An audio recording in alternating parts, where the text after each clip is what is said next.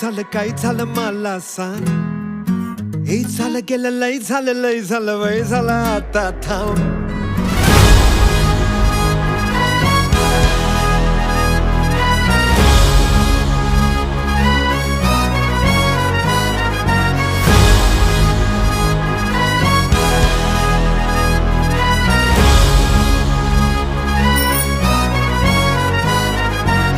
हे भाऊ तुला काय झालं मला सांग. ए झालं गेलं लय झालं वय झालं आता थांब.